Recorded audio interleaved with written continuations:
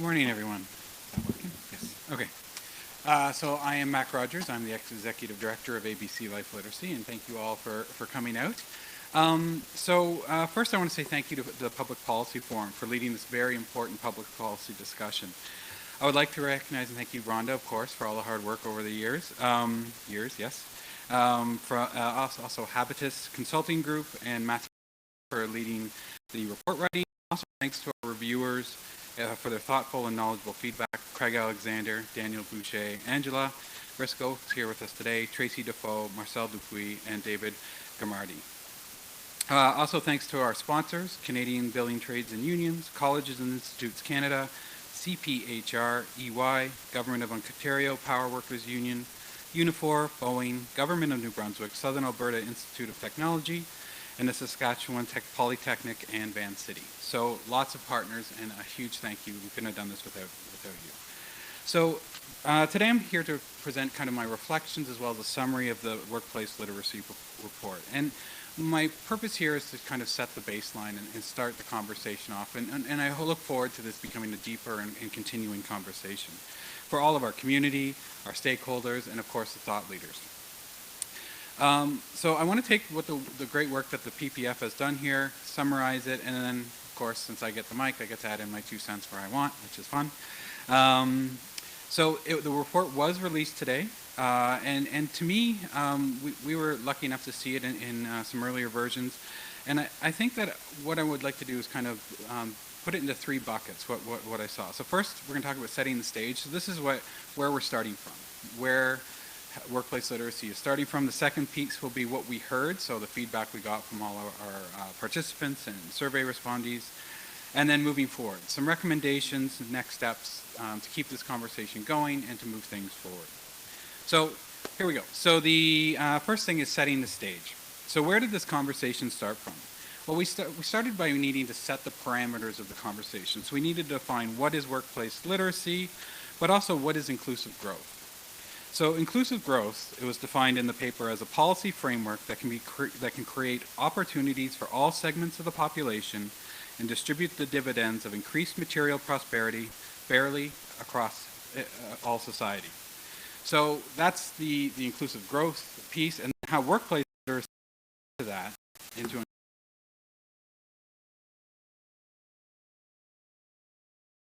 job in a timely and efficient manner. And I would also argue that it's at workplace or throughout all workplaces, which is a little bit different, I think.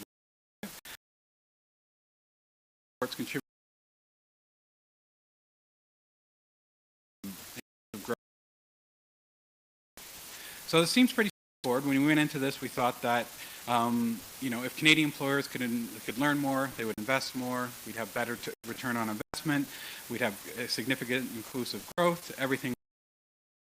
What are the barriers? We actually thought that the barriers were going to be pretty straightforward. It's going to be about the money. It's going to be about the money. It's going to be about investing and people just not having that extra money to invest in literacy. In reality, we found that there was almost 2 levels that we had to consider this conversation from.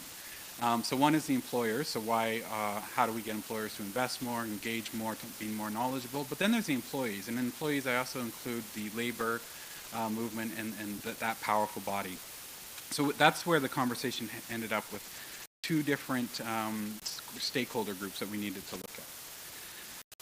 Before we get too much into what we heard, I want us to also let those of you who aren't aware to set the stage of what is literacy in Canada right now. So we ended up in 2013, the OECD published their PIAC study, and it reported that 48% of Canadians have optimal literacy skills, and this is up from 2003, which was 41%. So not a great trajectory.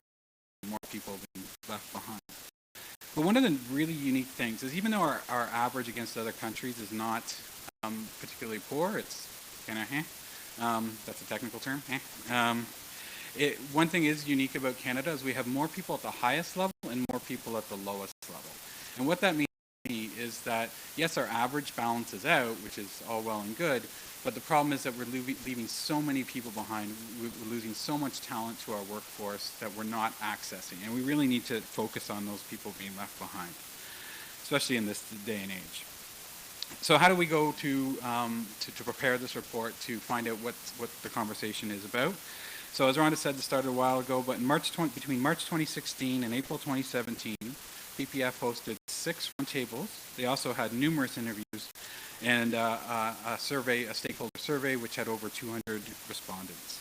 All of this to kind of explore what is workplace literacy. Then the report contributors analyzed the data, looking for themes, opportunities, trying to create recommendations that what the contributors want. And we get to see this morning. So what we heard. First, talking about the themes we found in the roundtable. So the first thing to understand is literacy, and a lot of this may not be news to those of us in the room, but this is something that's really important to get the message out there, and that is literacy is a spectrum. In the literacy field, we never use the word illiterate anymore, because there is really such different literacy skills at different levels on a spectrum. I may have high prose literacy, but my numeracy literacy levels may be very different, and it's all on a spectrum. So we respect the person's individual literacy skills. So if you've had the pleasure of working with an adult learner with low literacy, the first thing you always come out is these people are smarter than me, and they're more adaptable than me, and they're better than me in so many ways. We can't use terms that may disempower them. Learning is also continuous. Our workplaces today are always changing. All of us are getting new programs, new updates. If we're working in the new machinery, everything's new all the time.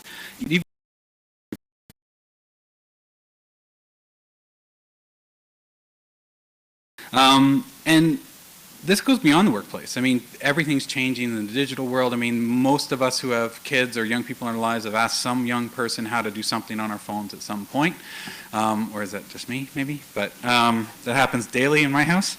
But the thing to understand, though, is that in workplace, this idea of continuous or lifelong learning has to be part of the culture, has to be part of the community, because there's a stigma, which I'm going to come back to in a second, but lifelong learning allows people not to know things. Whenever we're training volunteers to deliver programming, one of the first things we teach them is it's good to say, I don't know, because it allows learners to not know something as well, and then you can also learn something together and show them the journey. So if you're talking about health literacy, you can learn how to get an OHIP card.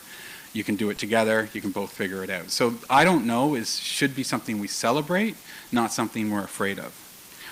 And like I was saying, literacy has a stigma. Maybe not in this room. I mean, we're a lot of people that work in literacy or believe in this paper in this room, but within society, there's still a huge stigma around literacy. We need to break that down. It kind of reminds me of the mental health stigma before Bell came out and started really hammering away with such great campaigns and positive messaging. And recently, the Me Too campaign, right? Things that are in the closet that have a stigma, we can break these down and make the community better. Literacy is hiding in plain sight. So one of the things we heard time and time again at the roundtable is that there are stories of job loss, confusion, even injury, all as possible consequences of low literacy employees who may have had trouble learning or internalizing the training or safety instructions. So we heard that at every meeting, and it was heartbreaking, but we really need to stress that. The other piece about it is that supporting literacy is also a tough sell right now.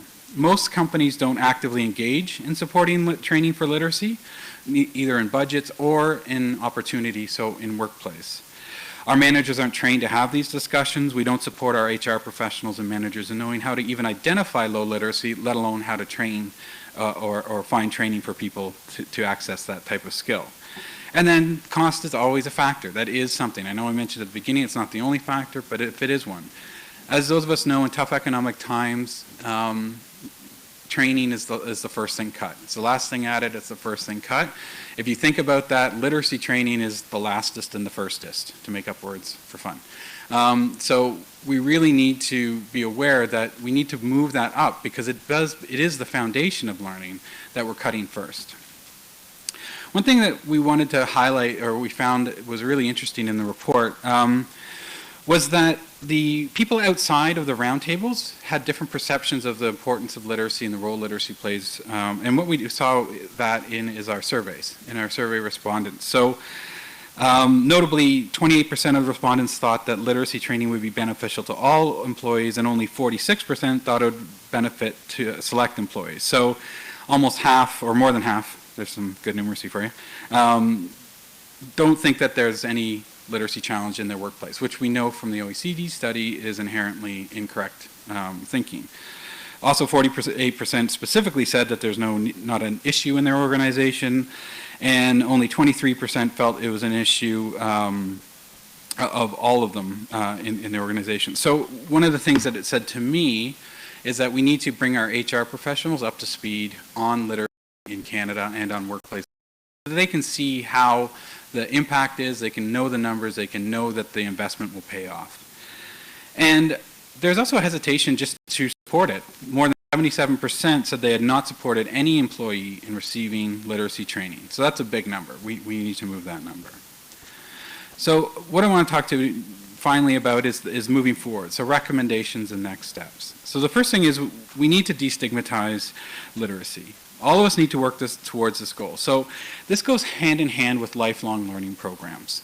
If we can include a culture of lifelong learning in any workplace or in any environment, then we can absolutely get people to embrace learning at all different skill levels. So for example, and this goes really well hand in hand with embedded learning. So one of the things we talk about is contextualized or embedded learning. So teaching literacy skills through another program. So for example, if you want to teach financial literacy skills or you want to teach new safety skills in your workplace, you can embed literacy training right into that. So for example, ABC has an Upskills for Work program, which is an employability skills program. And what that does is it's using workplace literacy and essential skills as the curriculum, but with a template of soft skills training, so attitude and behavior and appearances and stuff like that kind of on top. So that's an example of contextualized training. We also need to create a culture of celebrating learning and not knowing things. So that's part of the culture. So it's not just about destigmatization, it's also about the culture. And it has to be lifelong. It can't be little snapshots of learning. It has to be considered part of the entire journey. Everybody should be doing it at all times, regardless of your role in an organization. And we need to talk about awareness. So we need more people talking about this, and we need people talking about it knowledgeably. So let's get our HR professionals involved. We can tie it to our business outcomes, not our social outcomes. That's an easier way to engage them. Make sure it aligns with their organizational goals. That's really important. We can get our C-suite and executives excited about learning, excited about the culture of learning. We can tell more stories. PSAs, community campaigns, those things work really well in getting people to start thinking about it. Like, use the example again, Bell's Let's Talk really changed how we think about and talk about mental health in our country. One of the great recommendations is creating a national champion for workplace literacy. Pardon me, we found this in the financial literacy sector when they appointed Jane Rooney.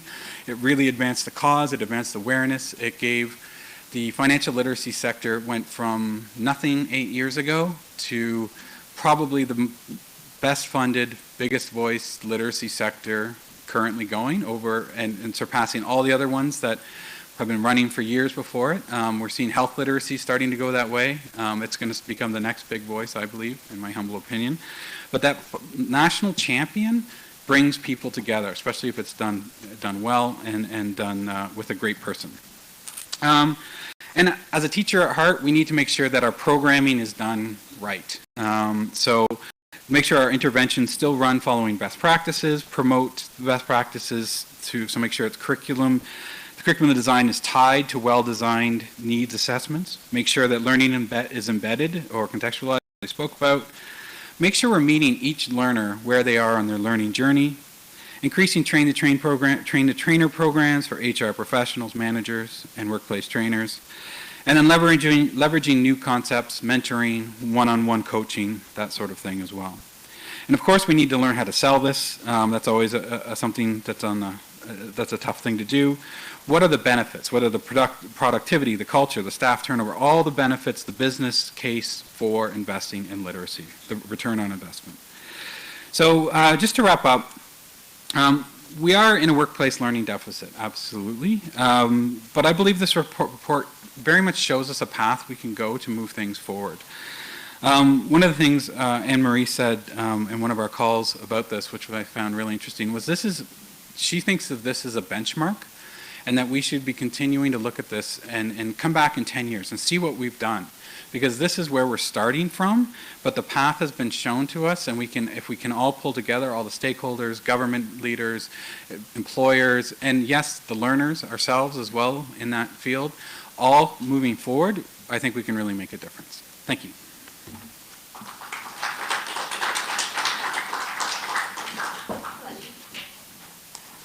Thank you, Mack. I'll invite, I have the privilege to host 3 fantastic panelists this morning, so I will invite them to join me. So with me this morning, we have Angela Briscoe. Angela is a program manager at Frontier College, a not-for-profit literacy organization. So she will share more what they do at Frontier College. It's going to be moving because they're really transforming the lives of so many individuals through very fantastic programs that require a lot of resources and energy, however, because we have a huge challenge ahead of us. We have Lyle from George Gordon First Nation and currently works for the Saskatchewan Building Trades Council as a labor development strategist, Indigenous initiatives. We dream of a country where everyone from First Nations with the same literacy level and education level as the rest of the population. So Lyle will share some of his experience and some of the lessons learned in his experience. And we have Kim from Boeing. She leads Boeing Canada. She's a general manager for Boeing Canada in Winnipeg. So she leads the development and implementation of the Boeing Canada Enterprise Strategy. She's a senior representative on the board of Boeing Canada, and she's responsible for leading the largest aerospace composite manufacturer, the country's 3rd largest aerospace facility. So you'll find this morning with Kim, they embrace this challenge and they're making a difference for their employees. So what can we all do for our employees? So thanks for joining me. Changing the mic. Thank you. It was a smooth transition. Yeah. So Mack painted a very bleak picture. When you use 49%, I have in mind, you use 48, I have in mind 49. We think of our children. They live in a fantastic country where we have education for all, where we have natural resources, we have huge privilege, great democracy. We also live in a country where, like all the other advanced economies, after the advent of the pill, we started to stop reproducing ourselves, so the population is aging. So my kids will face a future where there's less people starting to work. There's going to be less of them to take care of more people having needs that are elderly. And there's half of our population that has challenges understanding a text. What does that mean for them? What type of a country are we going to leave for them if we don't deal with this? Do you want your children to be there trying to help more people go forward when half of the population has challenges to embrace new technologies, to embrace reading instructions by email? We have increased communication skills, writing communication skills in most work environments. The instructions for your security system, if you have a nanny, every part of our life requires literacy. So I think if there's a country that embraces this and make a difference, it's ours. We're average in the OECD countries, and not having those skills creates situations where we would have half of our population doing better and half struggling to follow. This is not what we want. We want more people to be able to contribute to the growth of this country and benefit from the growth of this country. So if you think of it from that perspective, it's going to take a whole new meaning listening to what we have to share this morning. So maybe we'll just go one after the other, and you can share your experience dealing with literacy challenge and what you're doing to make a difference, starting with Angela. Sure, thank you. Thanks, Anne-Marie. It's wonderful to have champions like you in the fields. It is an invisible problem for many people in society. Before I joined Frontier College, I was not aware that Canada had a literacy issue. I have a higher education. I'm surrounded by professionals who maybe struggle less. I was not aware that this was a real issue. A lot of people still do have trouble believing that 49% of Canadians have skills gaps. I think that, well, actually, Frontier College recently did a research poll with Environics and found that Canadians estimated that about 26% of Canadians struggle with literacy. And I think that that's actually quite on track for the number of people who struggle at the extreme. But as Mack said, we're talking about a continuum of skills, and so much of those skills are contextual. So Frontier College is really is dedicated to delivering training in a way that is adapted to the learning environment, that's accessible to learners, so our instructors will go to where the learners are. We do have workplace programs, and we also have a number of other adult ESL programs and other adult learning programs. We work with children and youth as well, and have been in existence since 1899. So clearly, the work continues. There will always be people who struggle with learning, but I think we have a great opportunity to make a difference and try to make of literacy what has been achieved with mental health. Like Mack said, that's definitely seems to be the gold standard now for trying to raise awareness. But thankfully, we do have supporters and partners across the country that recognize how important this work is. So actually, last year, just earlier this year, we finished up a project with the Canadian Building Trades Unions, which is how we became involved with the Public Policy Forum roundtables. And prior to that, we have been, so I'll explain a bit more about the Building Trades project, but just the precursor to that was we received federal funding for a series of workplace literacy programs, which took place across the country in Indigenous communities, in remote communities, working with newcomers, working with a wide range of learners. And at the end of the pilot phase, there was one project in the Yukon where we're working in the hospitality sector with mostly newcomers.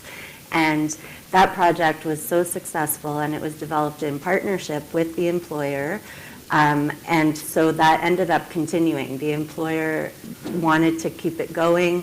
We found new funding from the territorial government, which was really ideal. So the federal government provided that seed funding to test the pilot, and then the territory took it up. And now it still continues today, and it's funded in part through the Canada Job Grant.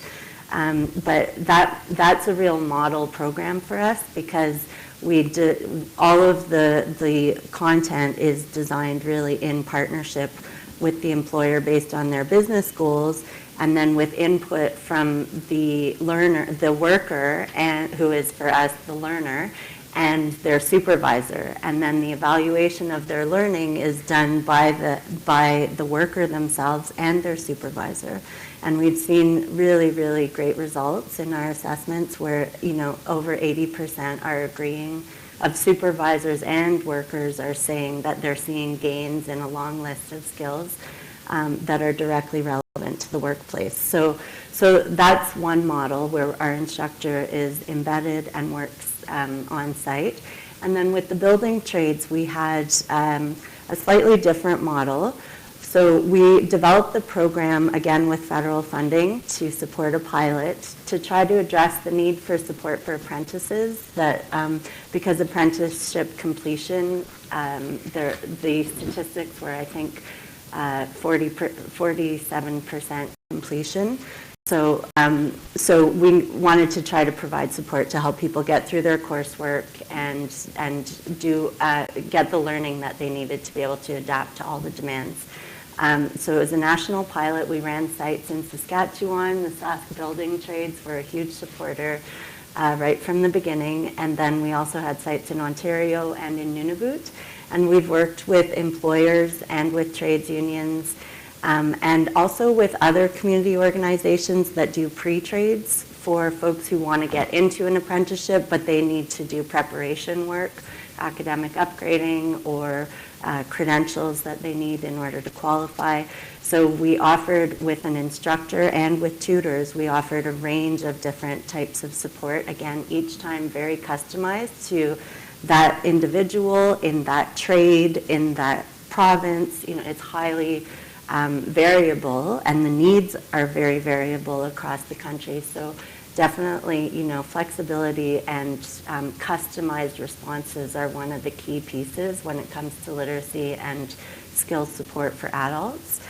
And so the Building Trades project completed this summer. The program is continuing in Nunavut, which we're thrilled about, and you know, we continue to try to bring the model to other locations.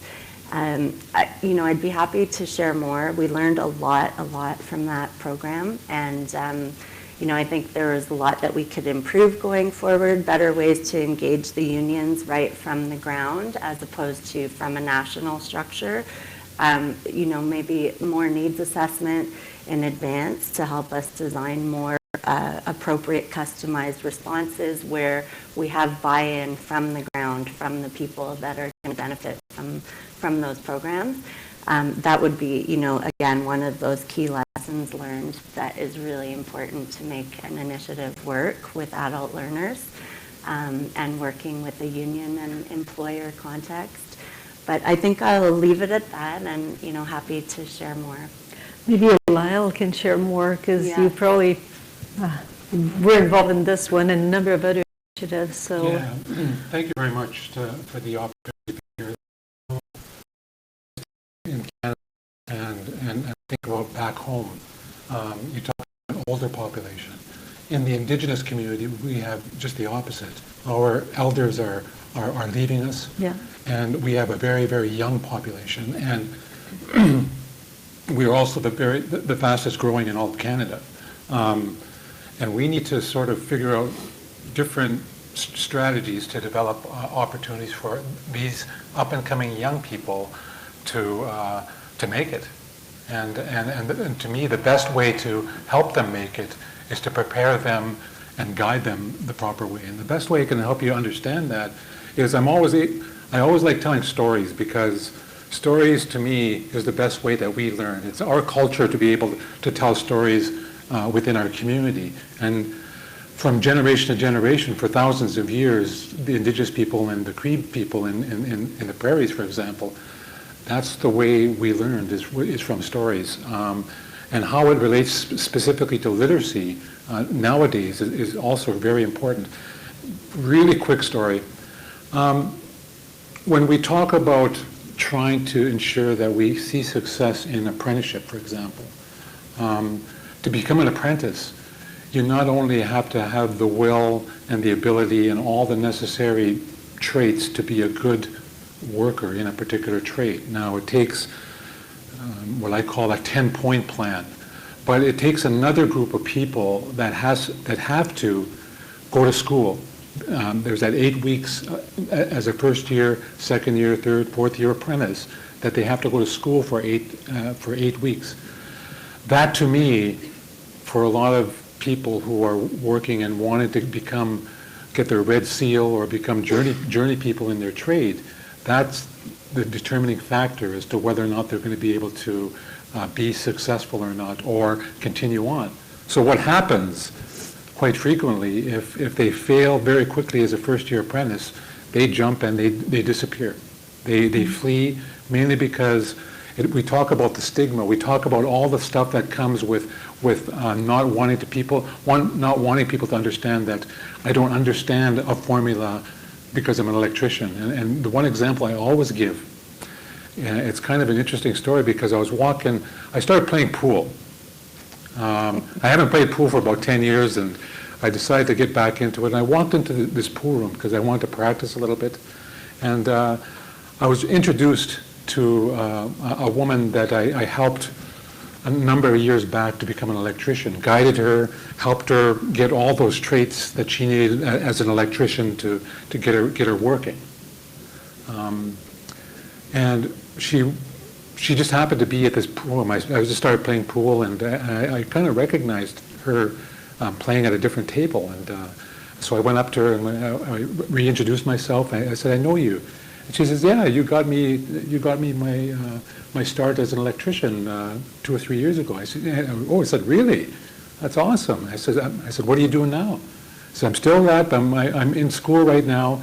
And then her attitude started changing because my rapport with her was well enough where when I was beginning to help her in the trade, she was able to open up to me, and I was able to spend time with her to coach her and to guide her a couple of years ago. And she was able to open up to me and say, but Lyle, I'm failing. I'm doing horrible as a second-year apprentice electrician right now, and I think I'm on the verge of failing. I'm halfway through my 8 weeks, but I have I don't know whether or not I'm going to pass, and I'm probably going to have to get into something else. And so I started thinking, and one of the things that we had with the building trades, of course, was our partnership with Frontier College and the ability to bring in tutors to help our apprentices. And I knew about this program, and she belonged to the IBW in Regina with one of our southern locals. And I said, "Are you aware of this program?" And no word of a lie, she was distraught. She turned from being happy about becoming an electrician to being, because she was on the verge of ending a career that I can tell that she liked. And she was the perfect person to be an electrician. And not only that, a woman in a non-traditional role or job. And I think that's wonderful. So we talked it over a bit, and then I made her aware of this partnership. Are you aware that the IBW provides tutors to our apprentices? And she never knew that. And then once I got her sort of settled down and she was feeling a little bit more hopeful, I said, "Here, I'm going to call me in the morning. I'll hook you up with the tutor, and we'll get you going." 2 weeks later, 3 weeks later, I get a text back from her, and she says, "Lyle, I just want to say thank you. I went from a failing grade of 62% to over 80 in these 2 weeks that she spent time with a tutor." Now, if that isn't a really worthwhile understanding of how we need to focus on this, I don't know what is.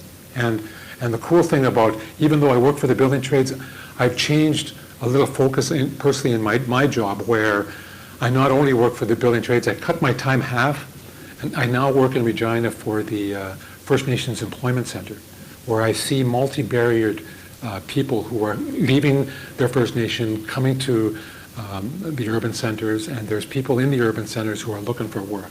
And I see an incredible amount of people in a space of one day, every day. I see them coming in to use the computer. I see them coming in to do whatever they need to do to try and find hope. So when I think about what we need to do, we're all responsible for our young people. That's our job as adults. We're all responsible for our young people. And if we are able to develop some type of strategies that will give any particular person a form of help, then we've done our job, no matter where we are. And when I think about champions, yeah, we need those high-profile champions nationally that'll give us that.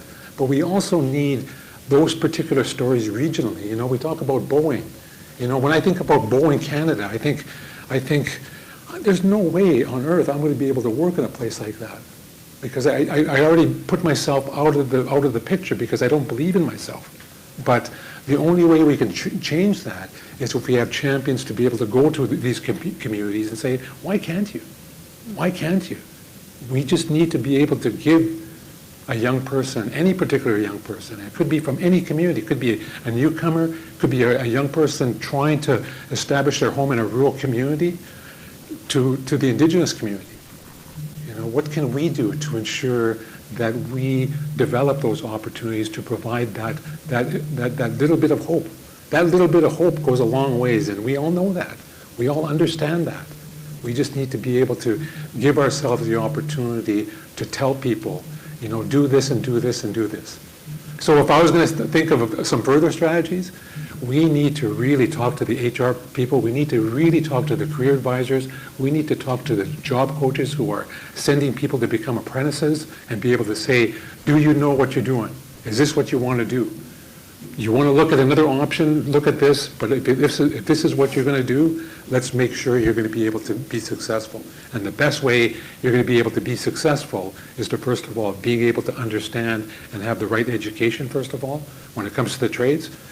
There are trades where the non-compulsory trades, you're able to be more labor intensive. And you don't have to worry about the education. You just be strong enough to do the job. But some of those ones where you need that grade 12 math and the grade 12 sciences, we need to think about how we can give them steps to be successful. And the best start for that is right at the beginning when they're starting to look for that job in the trades or wherever they want to go. So and I would argue, Lyle, that some of those jobs where you need to be more muscles are fading away with equipment and technology that will replace the workers, so that will not be the solution forever. Before we go to Kim, in light of what you said, this is about adult literacy, but given what you said on First Nations, were you aware of the fact that a education faculty in Concordia developed a solution for children 5 to 8? It's a gaming solution for kids called Abracadabra. It's been deployed in Africa, in sub-Saharan Africa, in Kenya, and Australia, and New Zealand, in UK, and New Brunswick. It's for kids, it's a game. Parents learn together with the kids, and the teachers can help from a distance. You obviously need a computer, but it could be a 10 years old computer, so all of our old computers we could recycle and give them away.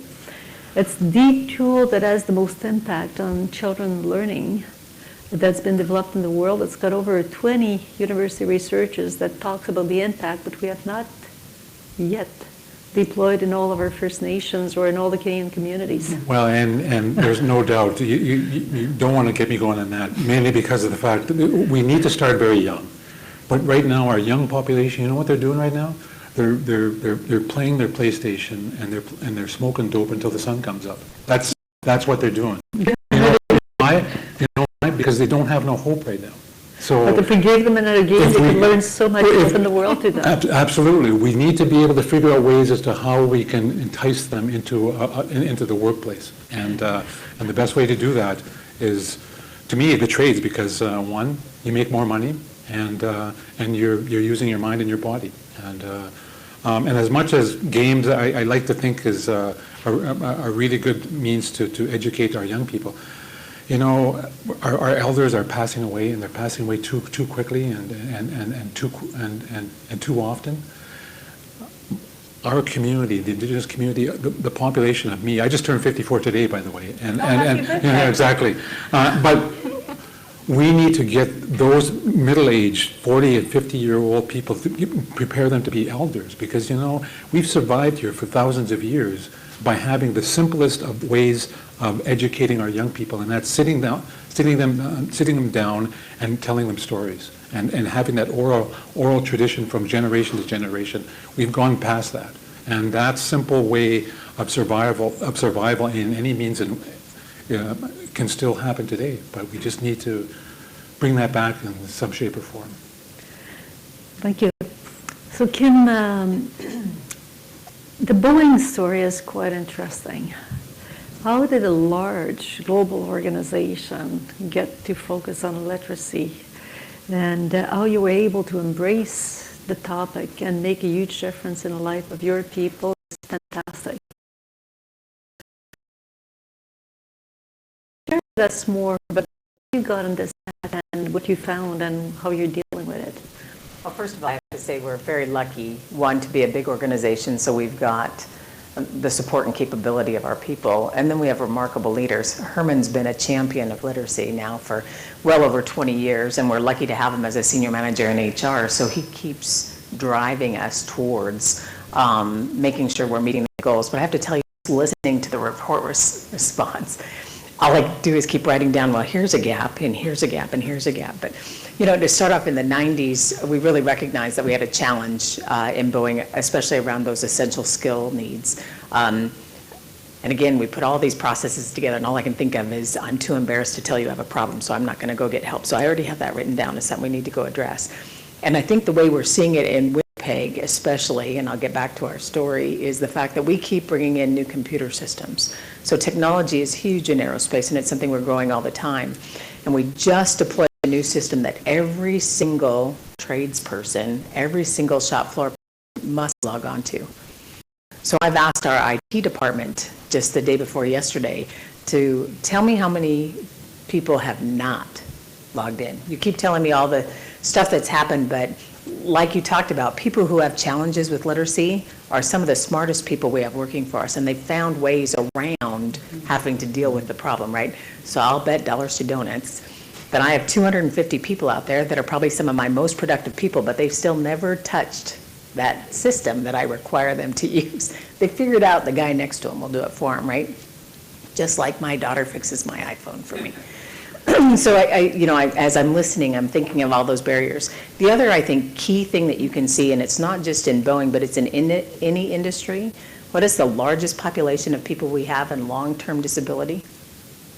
It's mental health. I'm curious if there's not a connection between literacy challenges and the pressure employers are putting on employees that are creating some of that challenge. And instead of dealing with it, they're escaping, they're running away. And they do that through the process of coming out with a stress leave, but it's probably very valid.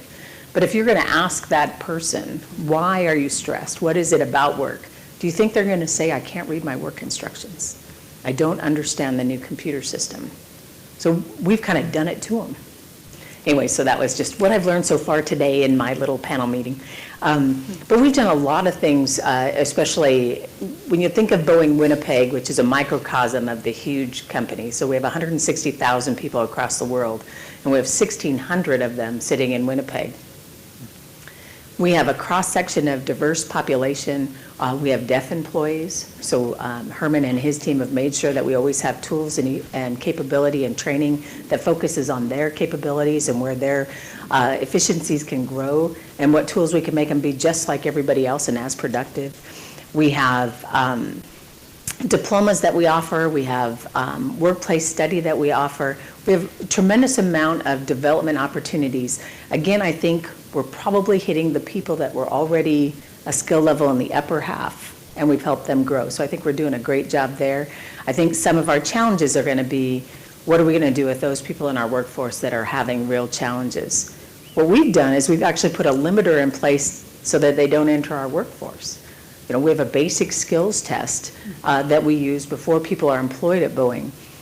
And I can tell you the challenge isn't changing. The 48% I think is getting, it's worse or staying the same because we require a high school diploma, so there's some expectations there. We test them on fundamental math and literacy requirements, and we're getting a 20% pass rate. It's very, very low. We send those people back to class to remind them how to take tests, help them remember how to do things, and go back through it's a TAUS test that we use. We still don't have huge amounts of people passing. So very capable people who can do the job we need, But because we require the technical requirements in the computing systems, the communication requirements, we see a real challenge there. And I know Herman's really passionate when he talks about what are we going to do in the educational system, not just right in our Indigenous communities, but in our public school system. What are we going to do to make sure that people are coming out of what we expect? I'm a parent. Can you imagine if I thought my child was going to come out of school and not have the basic skills to get a job? So when we think about what the Boeing company can do, one, we've put our own testing in place to make sure that employees we get are capable of doing the job. We're developing those people, but again, I think what we're doing is we're taking that upper half and growing them, so we're creating more of a gap. What can we do in our communities to make sure that base education is where it needs to be? The challenge that I wrote down twice now, because I've heard it just through the discussion, is how do I approach my 50-year-old employee and tell them that we have tools in place to help them be successful at work instead of them calling in sick on the day for technical training on a new computer system. I don't think we've made that connection. I think there's a huge opportunity there. Corporations like Boeing have the opportunity, one, to build the skills within, have the leaders like Herman communicate it, but I think we could do a better job in influencing the government agencies and the school system to make sure they know what we expect of our employees when they come in. In Manitoba, we're the second highest paying company in the province. You want to work at Boeing, right? And so what we want to do is help the community understand what it takes to come into a company like Boeing. So just in the short time, the report I got to read last night before today, listening to the comments, you can see the gaps, you can see areas of opportunity. I'm glad that Boeing is here in Canada and able to help, and that we have leaders to help do that. It's interesting because what came out in the report and what you're describing is really what OECD would say. They almost give up on the adults and say invest in the children, because we're trying to change the lives of people who had no fun in school, had no success in school, are not interested in going back to school. They don't believe they can do it. They don't want their employer to know because they're afraid they might lose their jobs. They don't want their spouse or children to know because they're embarrassed. How do we collectively, it's one thing to develop the programs, we know it works, you saw it work, but it was one-on-one.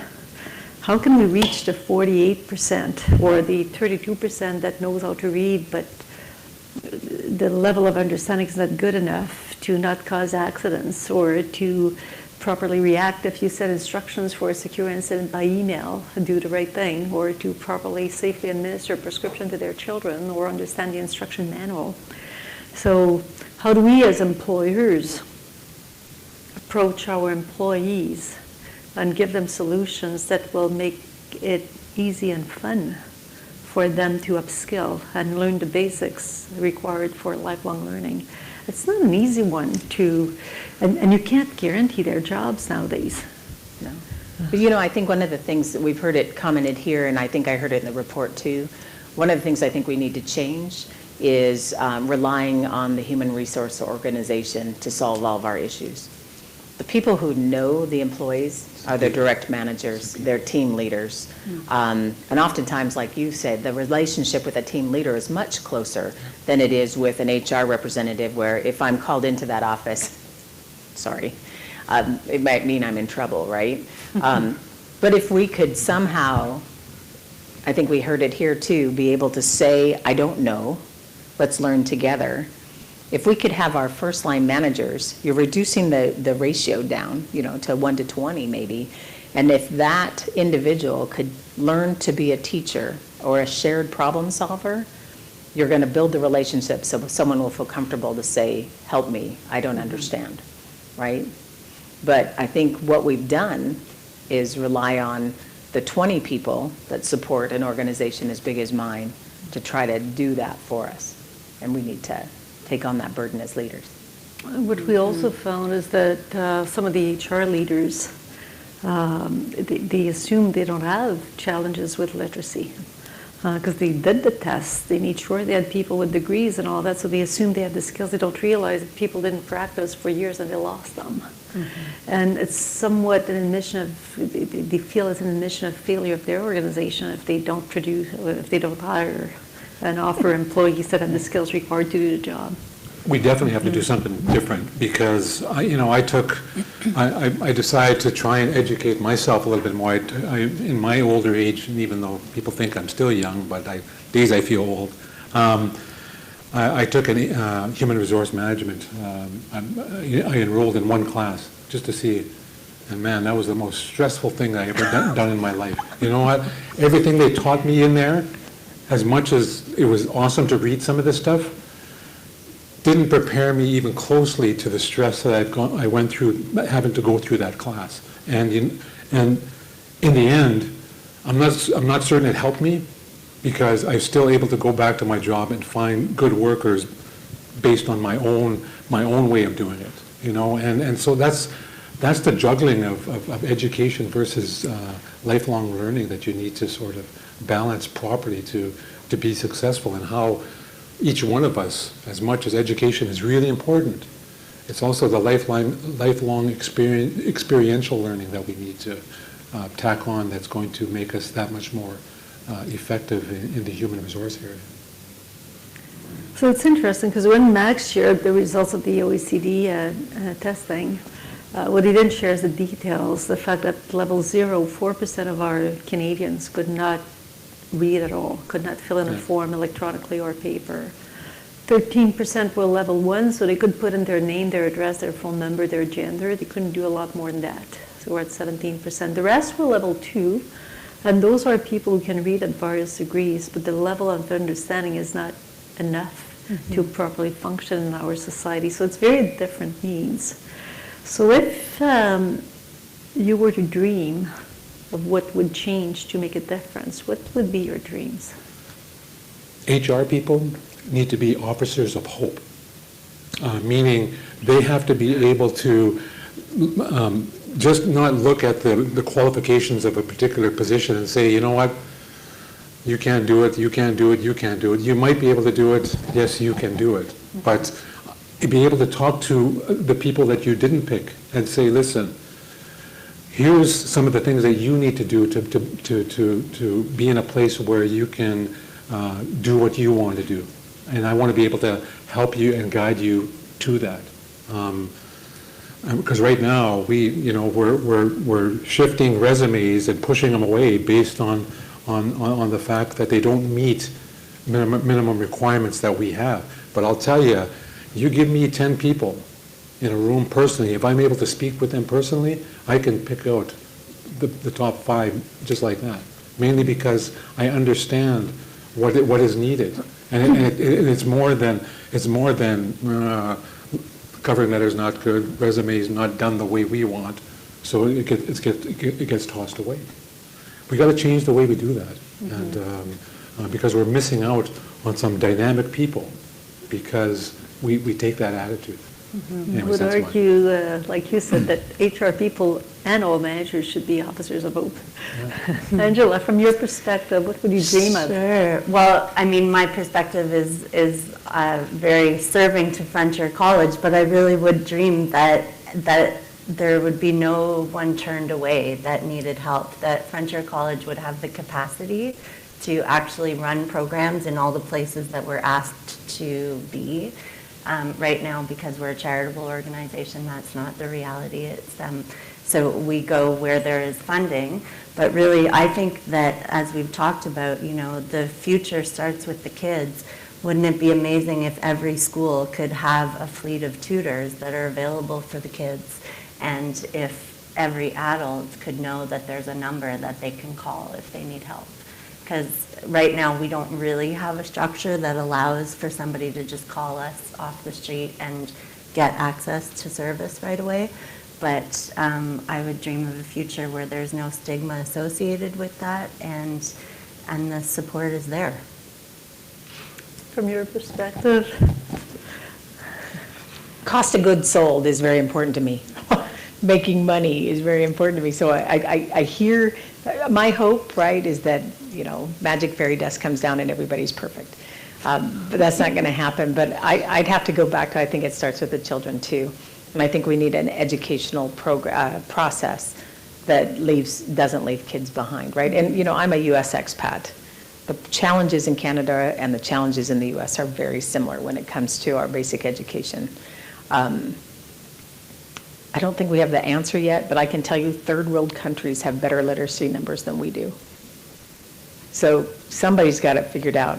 We need to stop looking at ourselves and start looking at the rest of the world and see what they've been able to do to increase literacy across their population. You hate to leave people behind, but if we can't cut it off at one end, we're just going to continue to build the structure we have today. So I think it starts with the young people. I think it starts with hope also, but I think basic education is a challenge for our Western culture. Right. The traditional ways of learning did not function for half of our population, so it's probably time to think differently. And some situations will require will require a lot of human coaching, human intervention, the elderly helping. We have so many people that retire at age 55, 60, they have so much to offer. And they're going to be living good health for 30 years. They could help many individuals do better. So if we all had hope and we all realized it was an issue, we could do better. But I think in 2017, in an era where we have technology, where we have access to technology in most places in the country, there's probably AI-related machine learning solutions that could help, not everybody, but if we could lift through technology a large segment of the population, that would be a solution. It's kind of you don't have to go to school. You use your computer, you train on your own. No one knows that you're training on literacy. And the children's solution can be replicated for adults. So hopefully our governments would invest in solutions like that could maybe not lift the 49%, but if we could lift 20, 25%, it would make a huge difference. Mm-hmm. It would be intimate. Learning with a computer is immediate feedback, private, so you don't have to hide for that. We could, as employers, make it available to all of our people. They could pretend it's to learn French or English. They don't have to tell me it's to learn their mother tongue. So that could be one type of investment our governments could do to really make a difference. But we would need to engage as employers and community leaders to embrace and use solutions. I can't think that in a country like ours, if we put our brains together, we can't find solutions for a problem like that to lift a good chunk of our population. So, any questions from the audience for the panel? So earlier you mentioned... Oh, directions. You need the mic, yeah.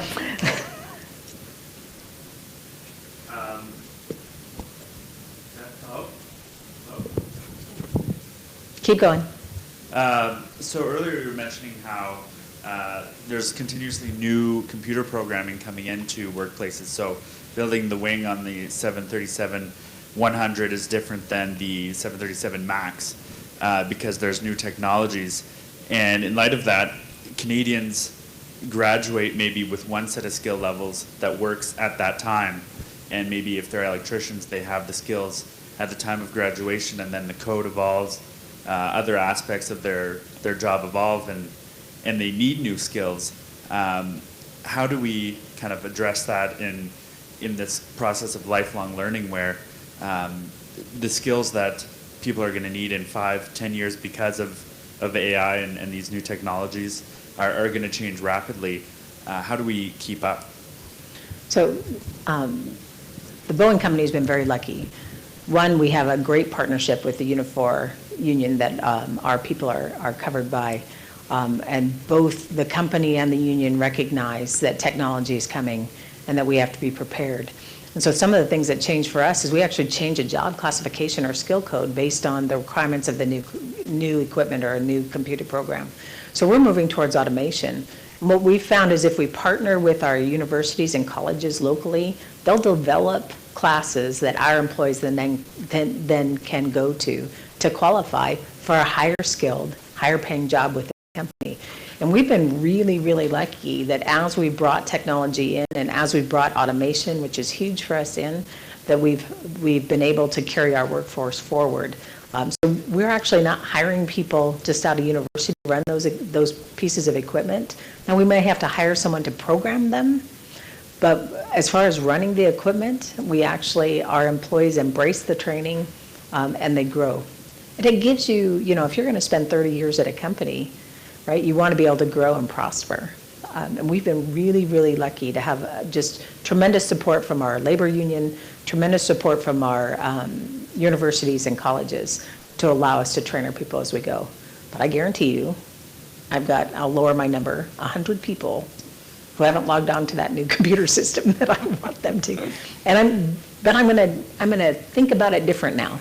When I go back and ask for that list, I'm gonna make sure I have someone with hope and relationship that goes and approaches them, and not me that says, right? It's not that difference in what you observe. You do it differently, but they need to evolve their skills in your industry also on a routine basis. Equipment change, technology changes, the building code changes, and they have to adjust. Absolutely, and the big thing that I find in a place like Saskatchewan, and it goes right across Canada, is also attitude. There's this, as far as I'm concerned, a stigma that comes out that really comes out with people saying, we're Northerners, we don't want to come work in the South, and so when we develop our own barriers as well, it makes us tough it makes our young people or people that come from the area, they develop their own barriers, and we need to change that because I went to another story, I apologize, and I hope I'm not taking too long, but I went to a northern community. I needed 5 millwrights, and they were going to work as millwrights at a uranium mine, and went through 30 interviews, found one, or actually got down to 5 from 30, and 2 didn't have ID to get their drug test. 2 didn't show up for their drug test because they knew they were going to fail. The last one was a woman from northern Saskatchewan who is now a 4th-year millwright, and she took the attitude very simply: nobody's going to tell me what I can or cannot do, and who are you to say that as a Northerner I don't want to go work in the South? She went from the furthest reaches of northern Saskatchewan to the furthest reaches of southern Saskatchewan and worked as a millwright in one of the potash mines, totally, 15 hours away from home. So when you start thinking differently and you're helping people think differently, then we can see some significant change. But the biggest thing that I find that we have to change is simple attitudes, and getting rid of those stigmas that we bring on ourselves a lot of times. So. And leaders that can get workers excited about learning. Like, one of the philosophies of Frontier College is that a lot of the time learners should not feel like they definitely shouldn't feel like they're at school, and they should probably feel like they're having fun. So, it takes those dynamic individuals that can really shift the culture to understand that learning to learn is actually a skill, and continuous learning is something that everyone needs to be concerned about, not only HR people. And in Ontario, I don't know if it's the same in other jurisdictions, but in Ontario they say up to grade 3 kids are learning to read, and then after grade 3 they're reading to learn. And I feel like there's a model there that needs to be translated to an adult context, which can be kind of very intuitive for people and make sense. And I think any adult who has the instinct to keep their job is going to understand the importance of that ongoing learning. So then it's a matter of how you make it really engaging. And it goes to the point that it's very different, that experience of lifelong learning, if you know how to read. It's quite easy to have access. And the work environment is switching to skills. The diploma shows us that you can learn, but I need this skill, this new skill, this new skill. I'm going to send it online, and I would expect that you're going to be able to take it. So that's the mindset we're in, large employers. So it's a very different experience. That's why it's so critical that we deal with the 48% of the population. Any other question from the floor?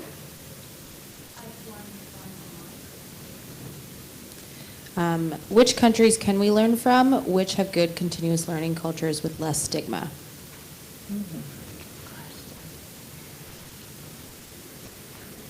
Does anyone have the OECD report handy? One country, the one with the highest results is Japan. So I'm not sure if it's stigma or if it's discipline that drives the highest result. There's an expectation that you'll go to school, you'll succeed in school. Another country that's doing well but would not be in the sample would be Israel. And the Northern Europe countries are doing very well, but they socially decided that education was so critically important. But even the best countries are not that great. When you drop more than 40% of your population, you still have a challenge. And that's why we should really think differently and make it a priority.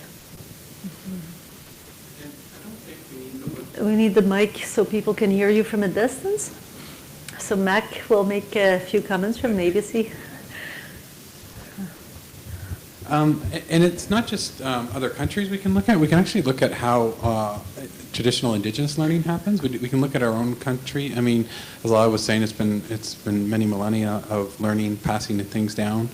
You'll see in teaching theory more and more what would have been called traditional learning styles being brought in. So wraparound learning, clustering, all those types of learning principles have been around for thousands of years. We just got away from it, and we went to rote learning, and we went to repetition.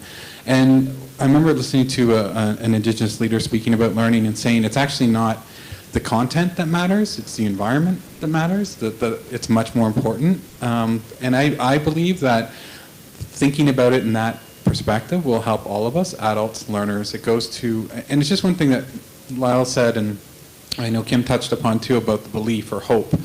And it made me think about if you look at the kids intending to go to college or university, if there is even and this is mostly research out of the States, but if there's even $100 in a savings account, like an RESP or something like that, the percentage of likelihood that that child will go to post-secondary goes up astronomically. And what it does is even if there's a few $100s in that account, it says to the kid that we believe in you, the teachers believe in you, the kid believes in themselves. And how do we replicate that? So for some leading organizations like Boeing, even when someone doesn't meet the TAO's expectations, you're sending them back, you're saying this is what you can work on, this is how you get advanced. So you're showing a belief in a way. But how do we, and you know, Lyle can do it in a pool hall, show belief. And I think that was probably more important than the actual tutor, was you believing in her, right? And her going, okay, this is going to be, so how do we replicate that? And this is, I guess, really a question for us, the program designers. How do we replicate that investment in belief that in a large way, right? Like, I don't know if we can get that from online learning, but is there a way that we can take, you know, Lyle's belief or Herman's, you know, investment in belief and expand it to everybody who's struggling or hiding, right? Like, how can we do that? Is that a message? Is that good, better programming? Is it, you know, better employee, manager training? What is it? So I guess, but it may be a question first for you, Angela. Is like, as programmers, what can we do to take that simple concept, hope or belief, and make it embedded in our training?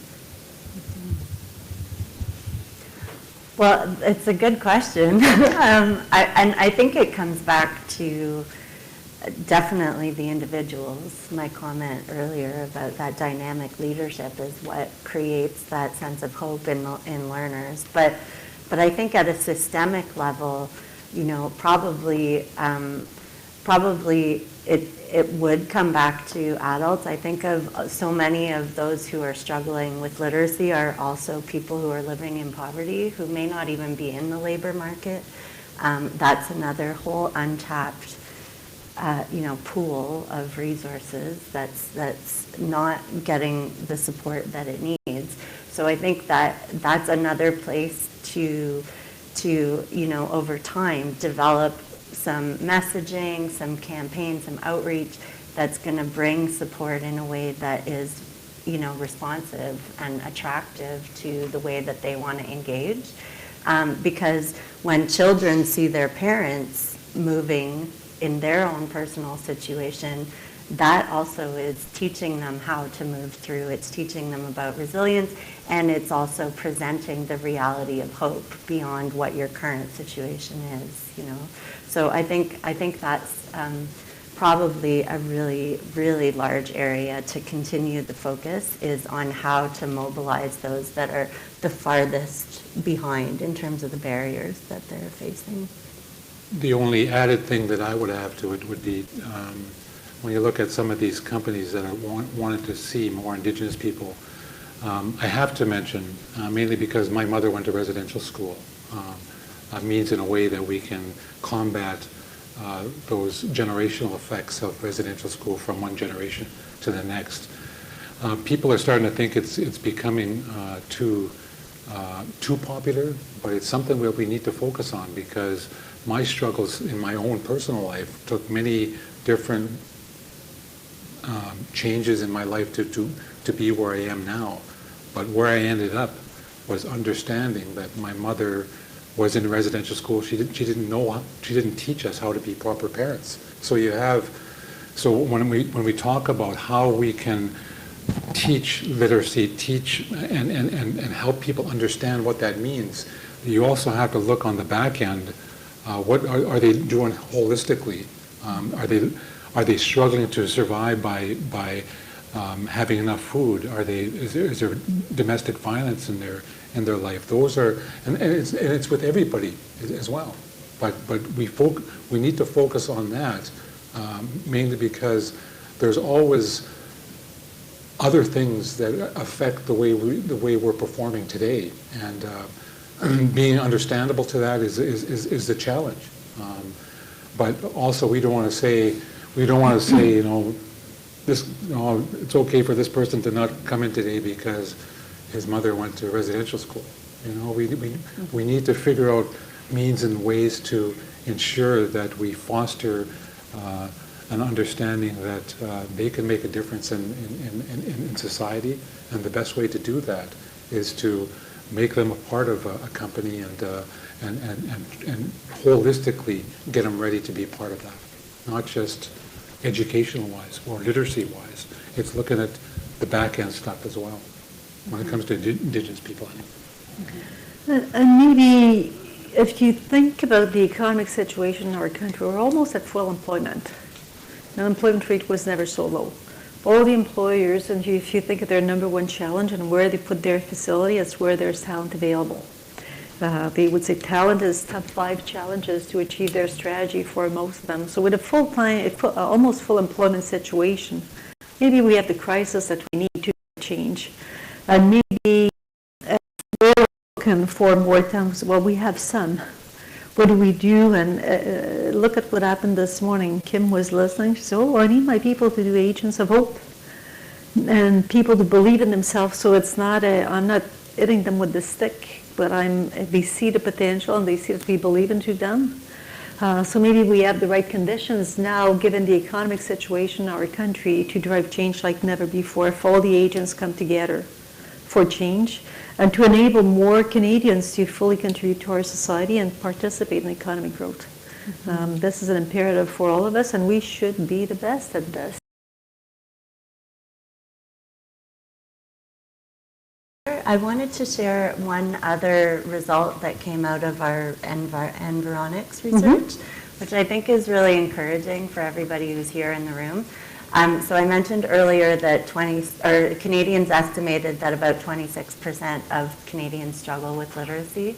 And then later, when they were asked about, what would be the impact of investing in literacy, just as a word of encouragement to all of us who are champions in the room, 87% agreed that more should be done to promote literacy in Canada, and 90% agreed that better literacy would improve everybody's quality of life in Canada. So Canadians get intuitively that if we build up the skills of our people, it's going to benefit everyone, and it's going to make our country richer personally and economically. So those were really encouraging results.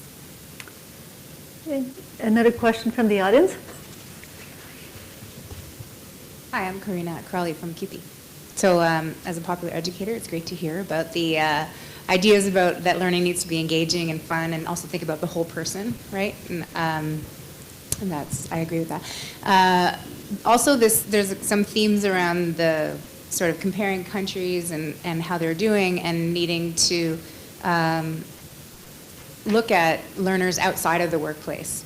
I think it's risky if we wait until workers are in the workplace, right? Which has clearly been addressed. Everybody says we need to start young. So my question is to the panelists, I guess, what do you think should be the role of the federal government in targeting workers who are not necessarily in the workplace, or maybe in the workplace, so both, right? Like learners' needs outside of employer requirements, per se. It's a challenging one because education is a provincial responsibility other than First Nations. So if you look at the Growth Council report, they specifically excluded literacy. Nevertheless, the federal government is one of the largest employers in the country. So from that perspective, they would have responsibility. They could be an agent of change and raise awareness, and they could continue to support organizations that make a difference for the ones who have challenges and want to learn. But given the jurisdictions, it might be a challenge to expect a lot from the federal government, other than bringing the forces together and be an agent of change and contribute to some programs that could make a difference and make a difference with First Nations. I could say that I'm not, intimately familiar with the labor market agreements. But there's the labor market agreements and the labor market development agreements, and I know that through those federal transfers to the provinces, they're able to support adult learners. I think that it's fairly clear that those funds are there. The money is there, but the flexibility and the facility to access that support is probably an area that could be improved, that the federal government could take some leadership, is to make sure that those program dollars are being distributed through the provinces in a way that is readily available to those needs. Another question or maybe a comment, not sure. I think it's a question. I'm Christine Troutman-Sorf. I'm with the Colleges and Institutes Canada. I'm curious, two questions. The first one is around recognition of a problem, because I think it's been acknowledged that this isn't about people who are unable to read or do basic math. It's more, and it comes back to my teenager has to help me figure out my cell phone. That's not my problem. That's the technology. It's just got too complicated, and so it's sort of attribution of the problem, and that gets tricky for employers, for individuals. It's just time for me to retire. I'm things have kind of become overwhelming. The other part of my question has to do with credentialing or recognition or some sort of measurement, because I think it's good for employers and for individuals to say, I need something, I need to go there, but how do you capture that and make it public and measurable and something you can put on your LinkedIn profile or on your CV? Because if we're really going to embrace lifelong learning, this isn't about fixing the people who have a problem. It's about embracing it and celebrating it. And I haven't heard anybody talk about how that is addressed. I'm torn between, when I think about becoming an HR manager and get a degree in that, I can't see myself doing that. So when we talk about credentials, we talk about, we need to give those people the opportunity to learn in that shape or form, but There's, when they get into the workforce, is when they need to practically figure out ways as to how they can maneuver what they've learned to lifelong learning to be able to do a better job, is what I would like to see happen. I just got my GED 5 years ago. You know, I was recruiting young people into the trades, and I said, you need at least your grade 12 GED, and I was a hypocrite.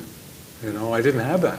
You know, and so I took the time to go to do the GED and wrote the test. Again, the most stressful time in my life, but I did it. But and as much it gave a great. So as much as that was my credential, you know, if I was in the ideal world, I wish I lived 1,000 years ago because I'd be perfect for that for that life, you know. But so trying to manage in the contemporary world right now. With no credentials. You know, I put a letter in the middle of my name because there's this other bad Lyle Daniels, and because I don't have a letter at the end of it. So how does that make us successful? How does that get us in a way that we can help people? Is how you need to constantly evaluate yourself personally and where you're at personally today with what you've learned in education, and I admire the people that can go to university and do that.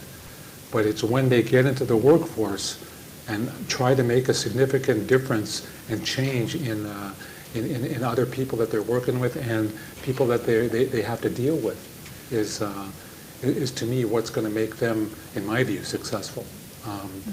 But so there's different measurement tools that I see versus the way other people see it, and I just see it as a practical means. If you're happy, you have a wonderful family, and you're living a good life, man, that goes a long ways in being happy at the end of your life.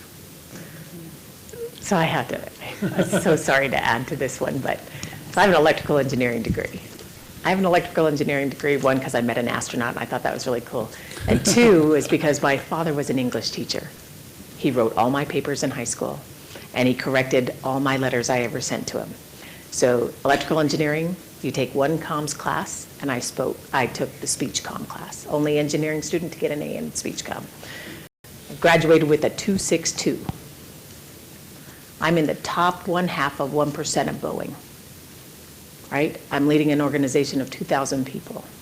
I do that because I use the skills I did have, or do have, to be successful. So I listen to all this, and I would not say, I'm sure if you tested me, I would test very high because I've had 51 years of experience in trying to learn how to communicate, but I was really challenged with writing. I can't spell. My teammates write poems on the words I make up in email. But I can communicate, right? And I'd say the same thing. What I see is when I'm talking to young employees and I'm talking to them about goals and objectives, you know, I have an MBA, but I have an MBA by going through an executive program, so I didn't have to take that test to get into that school. I would have never taken that test. I'm just like you, I wouldn't have taken it. But when I talk to people and they say, well, I checked the box, I have these accreditations, I have these training. The training is important, but it's the capability that you show through what you do. The successful people are those people who, and I almost think, you know, it's probably the most literacy challenged people have figured out how to problem solve on my shop floor better than the people who can read the manual. We need to figure out how to use both of those skills, right? Make sure they're capable. But yeah, I'm going home with him. But it's so interesting when you think about it because we need it, and I can tell you in corporations we still expect it, right? I wouldn't have gotten my first job at Boeing without my engineering degree. The only reason I got the interview probably was because it was 1989 and I was one of 2 women graduating with an engineering degree at my university. So it was had lots of offers. But I could talk to the interviewer. I had that skill.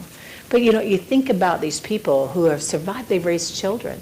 Our greatest success in Boeing is when a child from one of our employees becomes an employee. I mean, that means we've been here long enough to see a second generation. What we need to make sure is that second generation has it better than the generation before it. Our current education system, at least from what Herman is telling me, is challenged in producing kids that are going to be more successful than me. But we want that, right? So sorry, I just get so excited listening to Don't be that. sorry, because what you just shared is what we should probably all walk out there. And you shared that, Mack, in the beginning. The other skills that those individuals develop in order to cope with life. And together it makes more complete individuals, and maybe the emphasis should be on all the other skills and the requirement. We still need to invest in giving them the basics required for lifelong learning, critically important. But recognizing and making them proud of the other skills they have and seeing the value of the other skills they have and seeing the potential of what your life could be if you also had the basic skills required that are expected in today's environment could make a huge difference for so many individuals. So maybe those are the closing remarks for the panel, because it's a good story to focus on the good, on the hope, and then what we could do together if we're able to make the right investments in literacy. So please join me in thanking Mack first and our panelists, Kim, Lyle, and Angela, for a wonderful discussion, and Rhonda for the outstanding work that you led for the forum, and she's going to come after for the closing remarks. So thank you all for coming this morning. Thank you to the panelists and Mack. Thank you.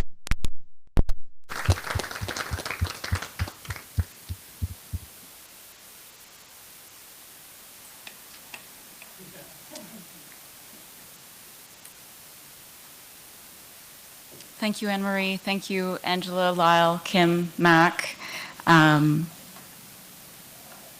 Need to just summarize. The panel just kicked off by a very good summary that Mack delivered. And so if I think about this report and this work, 2+ years in a nutshell, we started with some data that was really kind of shocking to us. The idea that we have some of the highest and some of the lowest levels, and why is that? How do we live in this country with the education system that we think is amazing, and how do we have such huge disparity? And what we explored in 2 years was, I think, all the different ways we're trying to close that gap. There's a trainer we met in Vancouver who's been doing this for 30 years, and he said that when he goes into a company, he either pitches them on workplace literacy will improve their bottom line or will improve the quality of life of their employees. And he said, the companies that are economically driven, they understand the bottom line. And the companies that believe in their employees, they want that quality of life. So I think today we heard really great stories of all the people that are working to close that gap, either motivated by those intrinsic values or by that economic difference. And I'm not going to offer conclusions or recommendations, because I think, rightly so, we're in the middle of something that is going to be a lifetime achievement for the next 2 generations. I don't think we'll solve it. I think we know how we could, but realistically, it's going to take some time. So I want to say thank you, everyone, for coming out today, for sharing your good stories, for challenging us to be agents of hope. Lyle and Herman especially. I think we've got some good examples in the room here, as well as Angela, Kim, Anne-Marie, of course, and Mack. Thank you all. And thank you, everyone who's joined us this morning. We do have the report online. We encourage you to share it. This video will be available shortly. We encourage you to share it and to continue helping us raise awareness of this issue. Thank you all.